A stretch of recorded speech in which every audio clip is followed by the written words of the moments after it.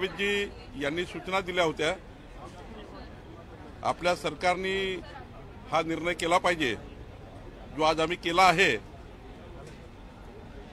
आता यानंतरच्या कुठल्याही शैक्षणिक कामाकरता म्हणजे जात पडताळणी प्रमाणपत्र असेल, उत्पन्नाचा दाखला असेल, रहिवासी प्रमाणपत्र असेल, नॉन क्रिमिनल प्रमाणपत्र असेल, राष्ट्रीयत्वाचं प्रमाणपत्र असेल किंवा शैक्षणिक कार्याकरता जे जे विद्यार्थी पास होतील त्या सर्वांना विद्यार्थ्याच्या शैक्षणिक कार्याकरता जे जे काही आमचा महसूल विभाग प्रमाणपत्र देतात त्या प्रमाणपत्राला कुठलाही स्टॅम्प लागणार नाही, कुठलाही मुद्रांक शुल्क लागणार नाही असा निर्णय आमचं सरकार देवेंद्र फडणवीसजींचं सरकारने घेतलेला आहे।